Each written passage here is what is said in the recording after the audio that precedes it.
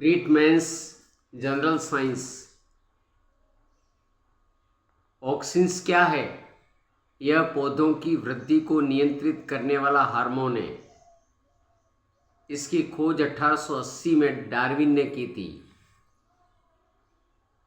Gibberellins क्या है? यह बौने पौधे की लंबाई बढ़ा देता है, फूल बनने में मदद करता है। एथिलीन क्या है?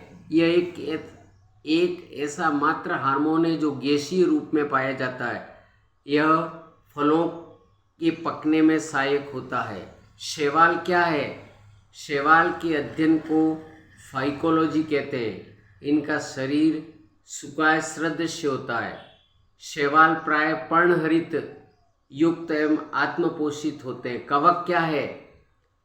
इसके अध्ययन को माइक्रोलॉजी कहते हैं। ये पर्णहरित युक्त होते हैं। विषाणु क्या है? वायरस की खोज इवान विस्की ने 1892 में की थी। इसकी प्रकृति सजीव निर्जीव दोनों प्रकार की है। वायरस, जीवाणु, इन्हें सजीव निर्जीव की कड़ी भी कहा जाता है। जीवाणु क्या है? जीवाणु विज्ञान का पिता ल्यूवेनहॉक को कहा जाता है। एजोटोबैक्टर बैक्टीरिया मिट्टी के कणों के बीच स्थित वायु के नाइट्रॉन का स्थिरीकरण करता है। राइबोजोबियम बैक्टीरिया मटर कुल के पौधों की जड़ों में रहता है।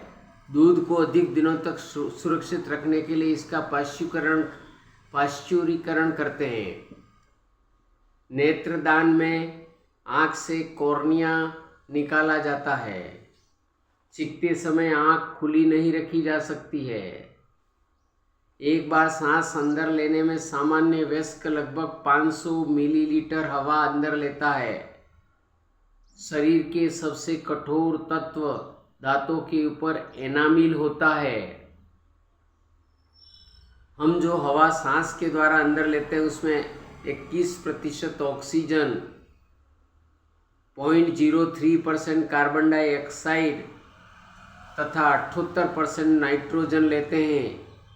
जो हवा हम सांस द्वारा छोड़ते हैं 16% ऑक्सीजन छोड़ते हैं और 4.5% कार्बन डाइऑक्साइड छोड़ते हैं। मनुष्य के शरीर में यकृत में पित्त बनता है और गाल ब्लैडर में इकट्ठा होता है। शरीर में ताप नियमन मस्तिष्क को हाइपोथैलेमस कहते हैं। मनुष्य के कान में लेब्रियंथ नामक अंग में पेरिलीफ नामक तरल पदार्थ जो शरीर को संतुलन को बनाए रखता है।